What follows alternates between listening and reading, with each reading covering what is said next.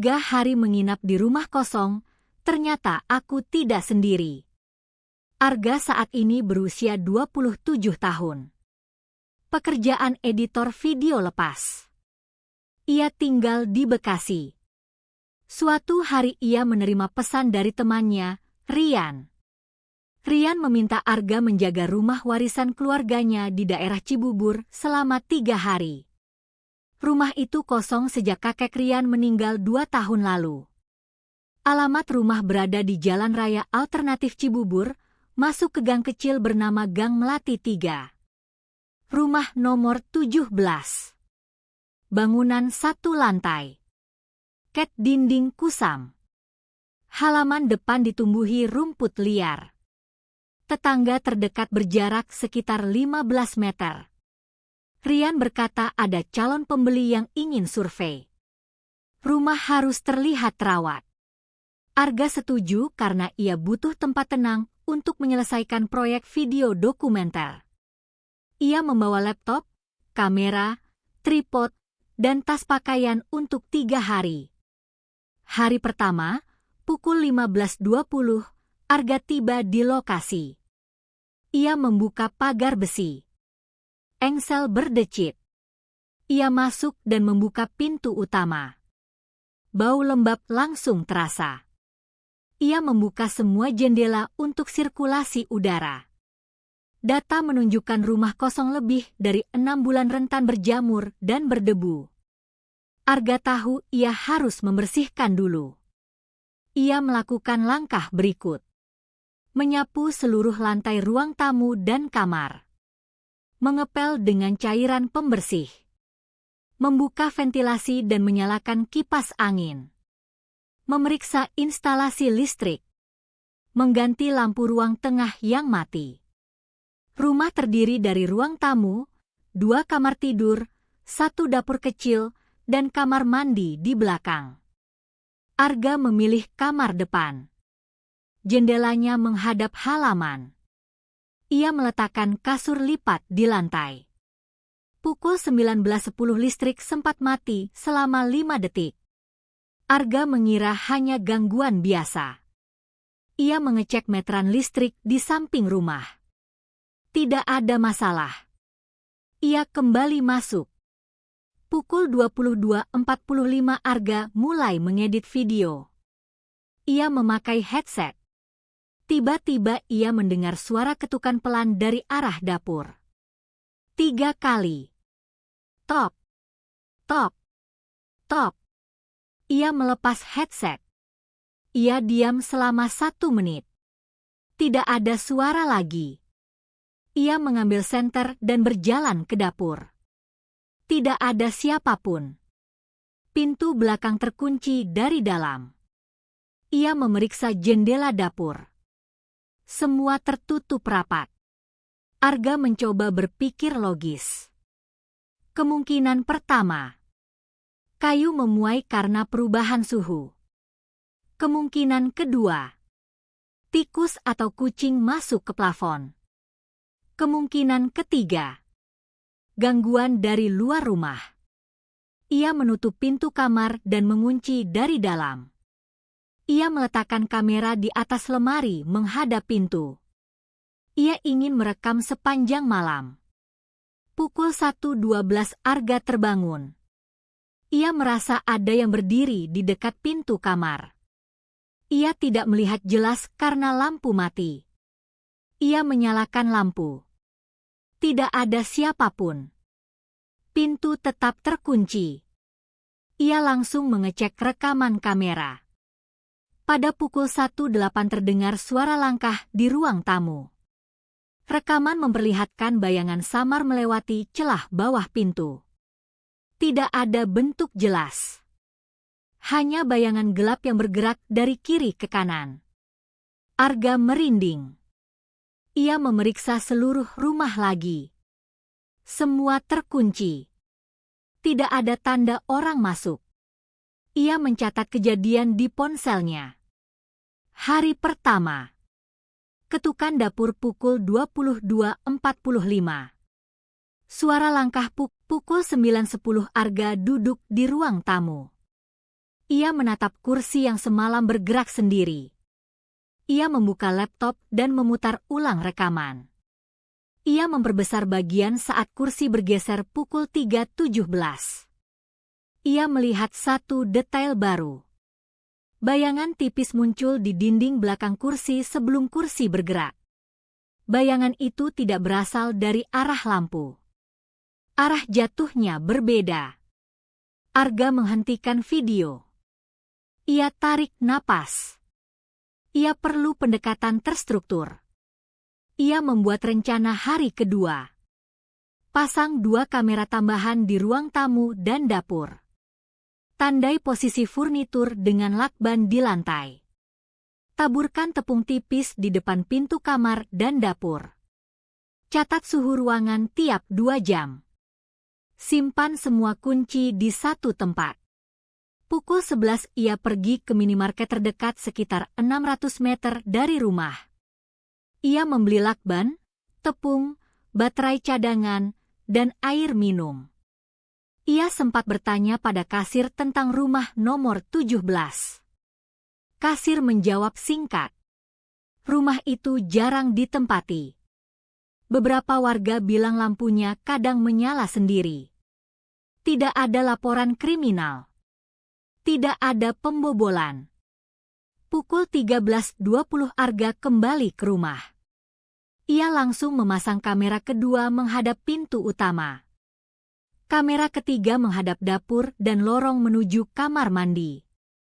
Ia menandai posisi kursi, meja, dan lemari dengan lakban putih. Ia foto setiap sudut sebagai pembanding. Pukul 16.45 suhu ruang tamu 30 derajat. Kamar 29 derajat. Dapur 31 derajat. Ia catat semua di ponsel.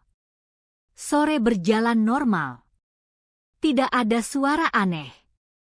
Tidak ada listrik mati. Arga mulai merasa mungkin kejadian tadi malam hanya kombinasi sugesti dan gangguan teknis.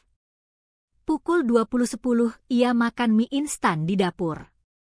Saat ia kembali ke ruang tamu, ia melihat sesuatu yang tidak sesuai.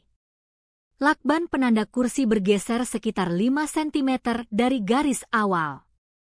Kursi masih di tempat, tetapi garis lakban di lantai tidak sejajar dengan kaki kursi lagi. Arga yakin ia memasangnya tepat. Ia membandingkan dengan foto siang tadi. Posisi berbeda.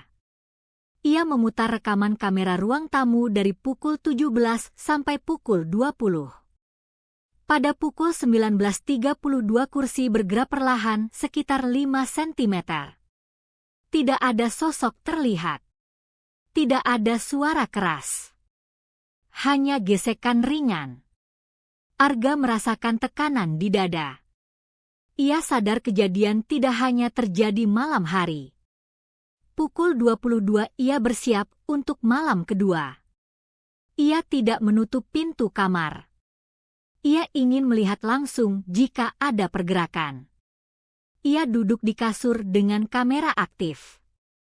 Pukul 23.47 lampu ruang tamu berkedip 2 kali. Tegangan listrik stabil menurut aplikasi pemantau di ponselnya. Ia cek meteran. Normal. Pukul 00.15 terdengar suara langkah jelas dari lorong dapur ke ruang tamu. Kali ini tidak samar.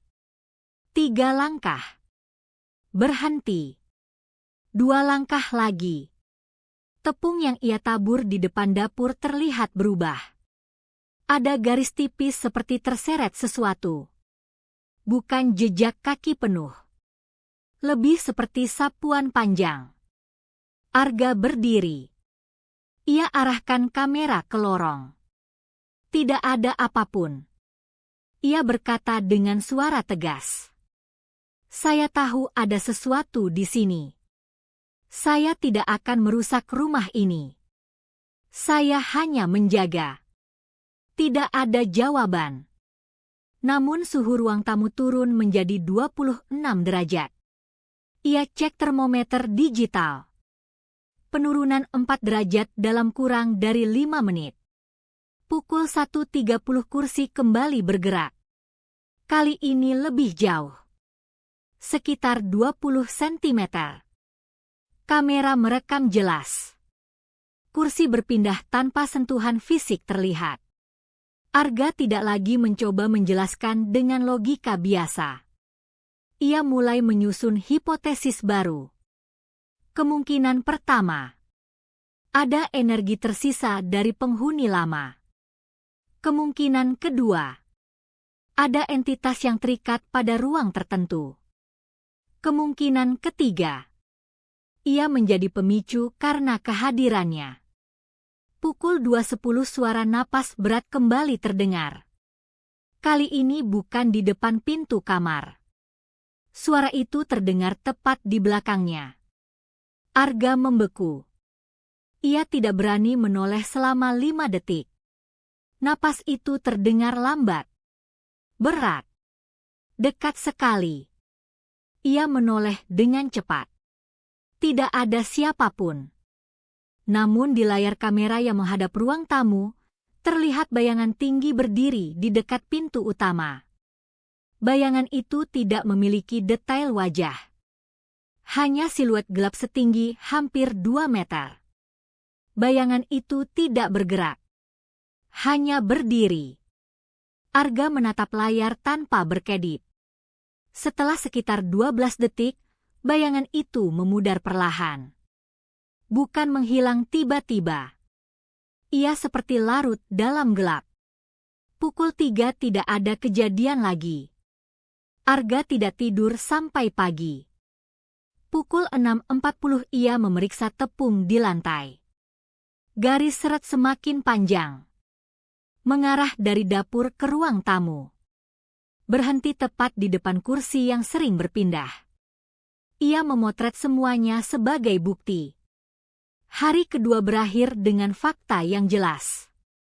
Pergerakan terjadi siang dan malam. Suhu bisa berubah cepat.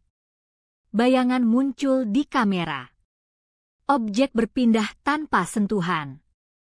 Arga kini yakin rumah ini memiliki penghuni lain yang tidak terlihat. Hari ketiga tinggal beberapa jam lagi. Ia harus memutuskan apakah ia akan mencoba berkomunikasi lebih jauh atau meninggalkan rumah sebelum malam terakhir tiba. Pukul 8.15 Arga duduk di ruang tamu. Ia tidak tidur semalaman. Matanya perih. Ia menatap kursi yang kini berada hampir di tengah ruangan. Lakban penanda sudah tidak sejajar sama sekali. Ia membuka semua jendela. Cahaya matahari masuk penuh. Ia ingin melihat rumah ini dalam kondisi terang. Ia ingin memastikan tidak ada celah tersembunyi. Ia melakukan pemeriksaan menyeluruh. Mengecek plafon untuk lubang atau akses orang masuk. Memeriksa ventilasi kamar mandi. Mengetuk dinding untuk memastikan tidak ada ruang kosong tersembunyi. Menguji semua kunci pintu dan jendela.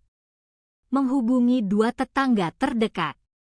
Tetangga pertama, Pak Darto, usia sekitar 50 tahun. Ia tinggal di rumah nomor 15.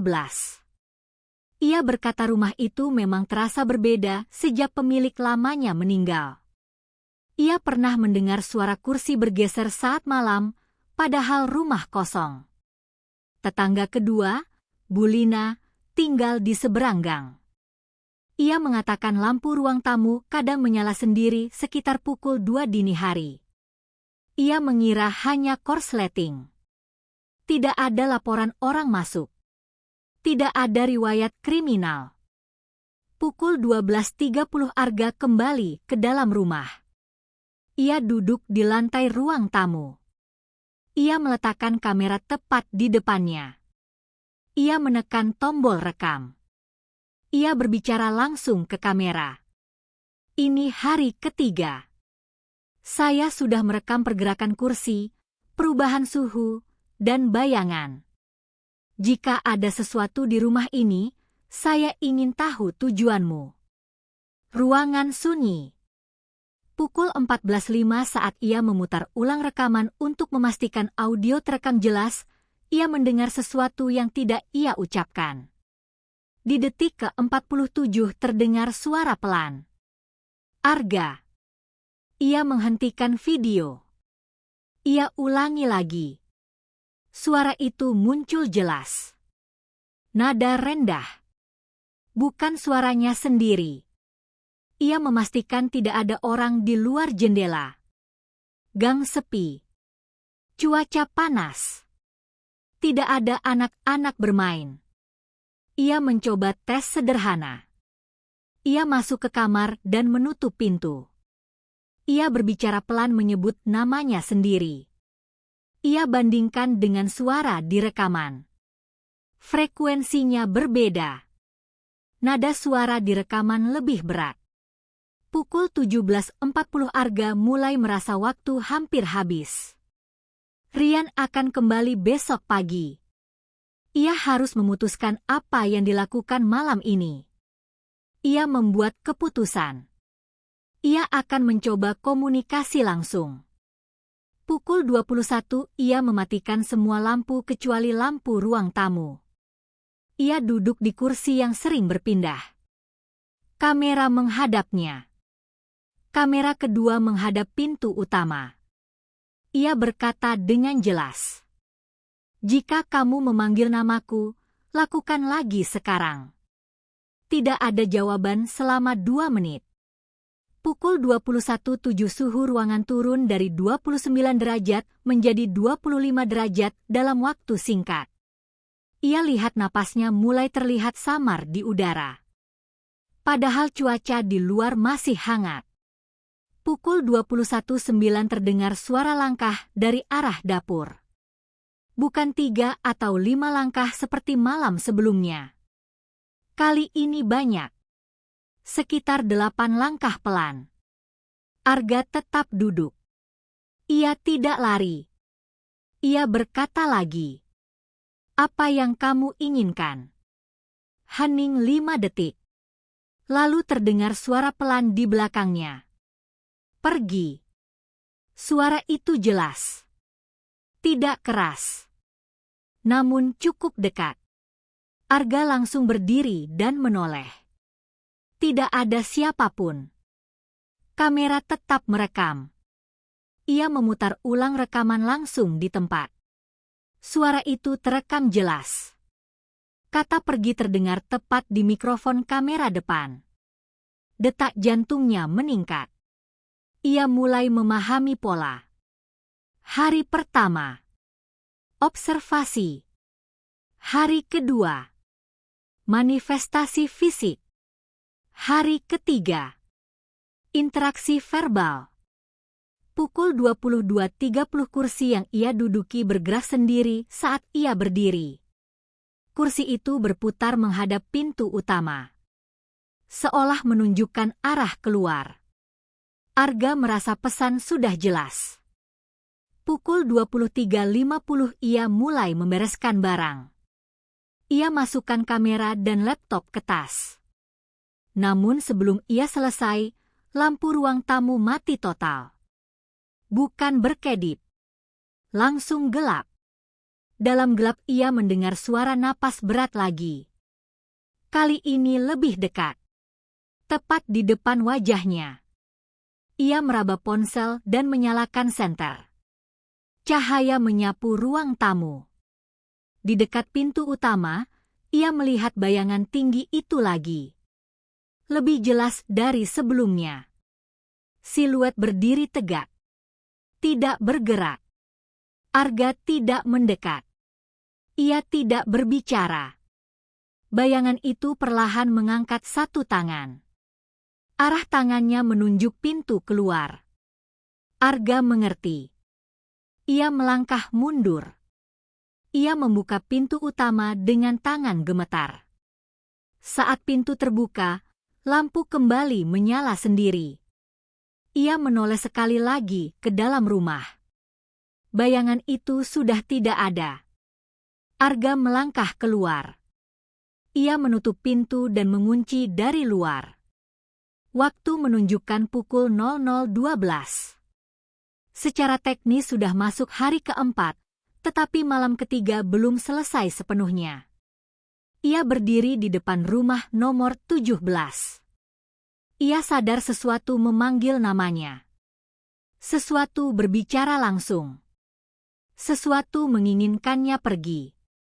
Namun ia masih harus kembali besok pagi untuk menyerahkan kunci kepada Rian.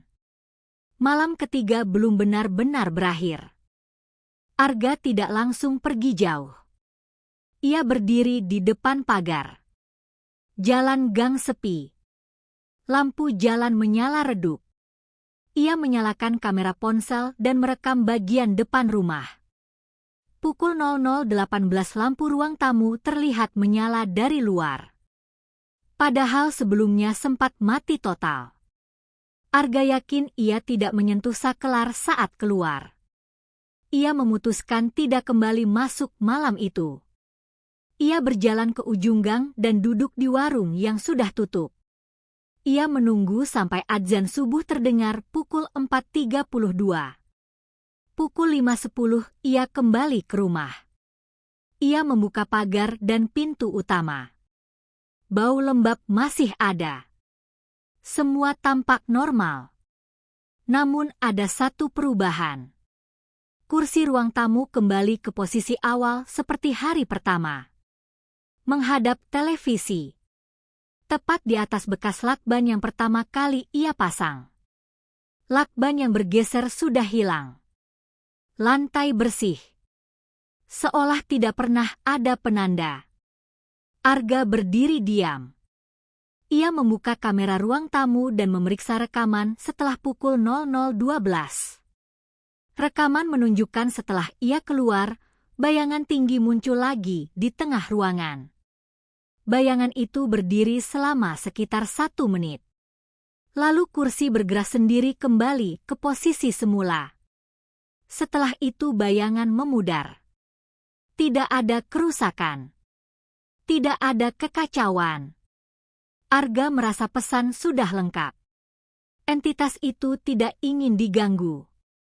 Entitas itu tidak menyerang. Entitas itu hanya mempertahankan ruangnya. Pukul 7.45 Rian datang dengan mobilnya. Rian terlihat santai. Ia bertanya bagaimana 3 hari itu. Arga tidak langsung menjawab.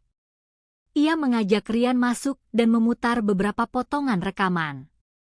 Rian terdiam saat melihat kursi bergerak sendiri. Ia semakin pucat saat mendengar suara yang memanggil nama Arga dan kata pergi. Rian mengaku sesuatu yang belum ia ceritakan sebelumnya. 2 minggu sebelum kakeknya meninggal, kakeknya sering berkata ada tamu yang datang malam-malam. Tamu itu berdiri dekat pintu dan tidak pernah masuk kamar. Kakeknya selalu menaruh kursi menghadap pintu setiap malam.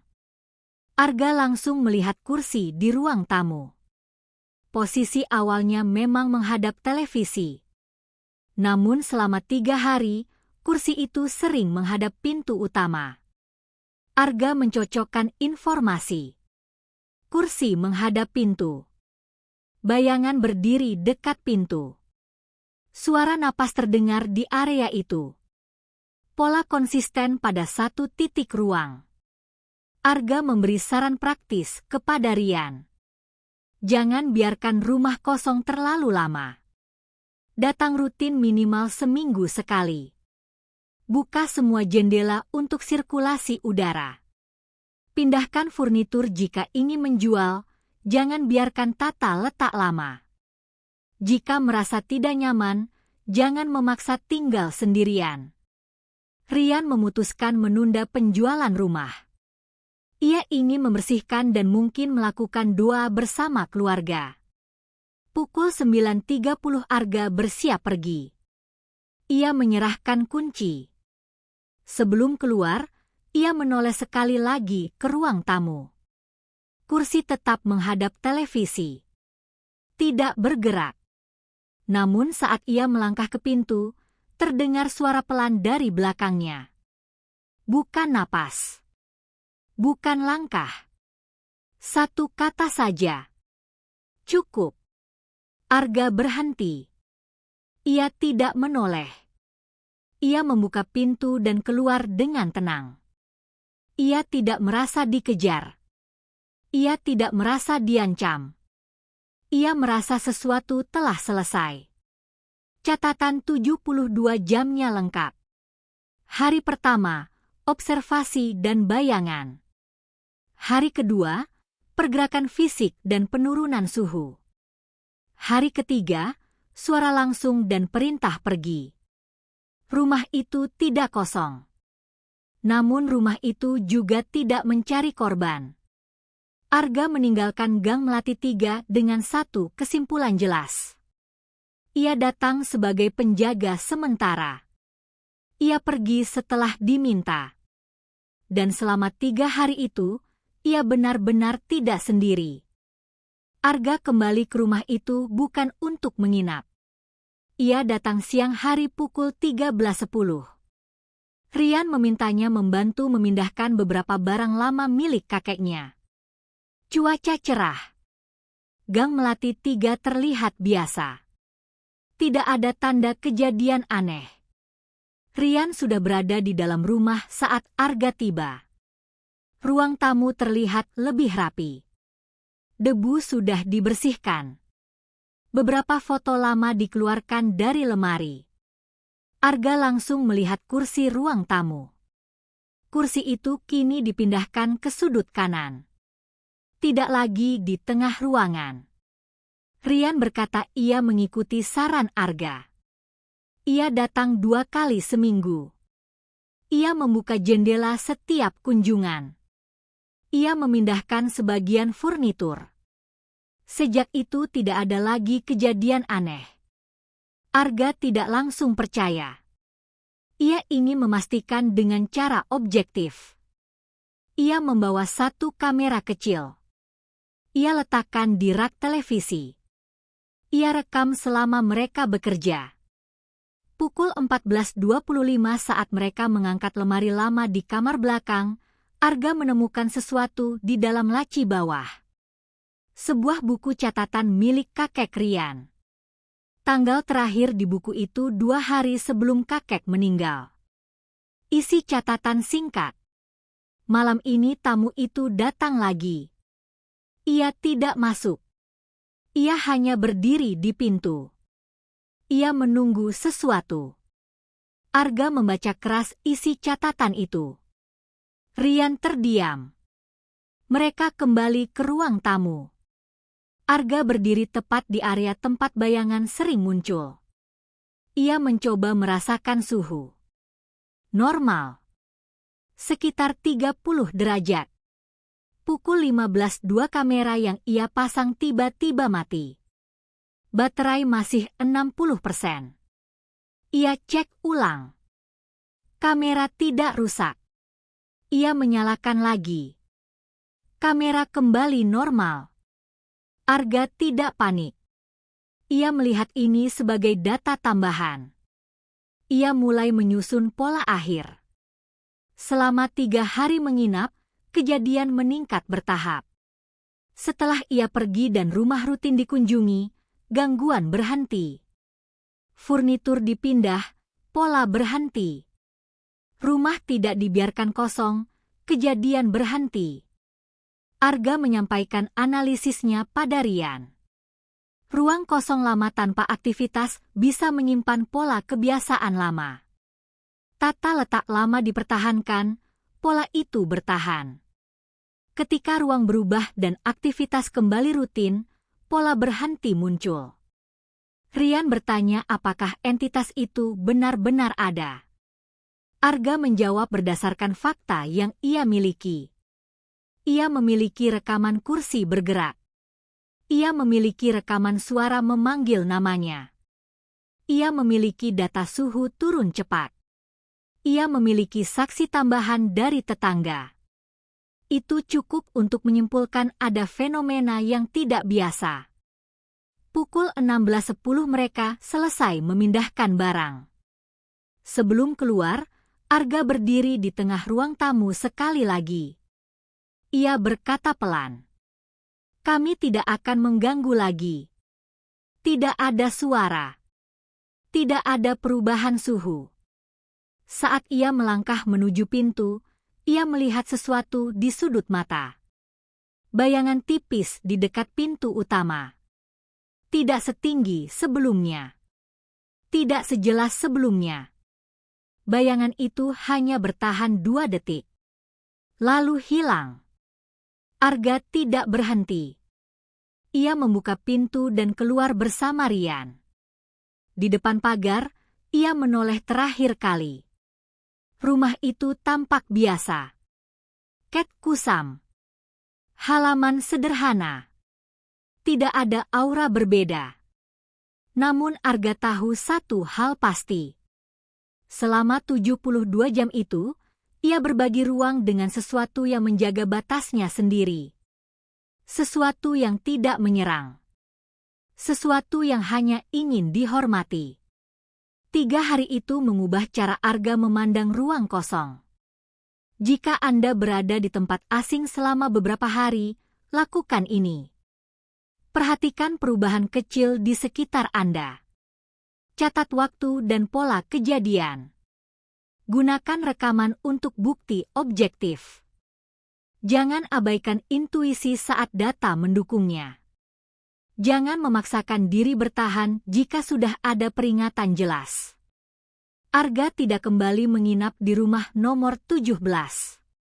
Namun setiap kali ia melewati Cibubur, ia ingat satu momen paling jelas. Suara pelan yang menyebut namanya. Dan fakta sederhana yang tidak bisa ia bantah. Ia tidak pernah sendirian di rumah kosong itu. 3 hari cukup untuk membuktikan bahwa tidak semua rumah kosong benar-benar kosong. Arga datang dengan tujuan sederhana. Menjaga rumah dan bekerja dengan tenang. Ia pulang membawa rekaman nyata, catatan waktu, perubahan suhu, suara yang memanggil namanya, dan kursi yang bergerak sendiri. Rumah nomor 17 di Gang Melati 3 Cibubur tetap berdiri seperti biasa. Tidak ada garis polisi. Tidak ada kerusakan. Tidak ada korban. Hanya jejak kejadian yang terekam kamera dan tersimpan di ingatan. Arga belajar satu hal penting. Jika Anda mengalami kejadian aneh di tempat sepi, jangan langsung panik. Kumpulkan data. Catat waktu. Rekam bukti. Amati pola. Jika pesan sudah jelas, ambil keputusan dengan tenang. Beberapa tempat hanya ingin dihormati, bukan ditantang.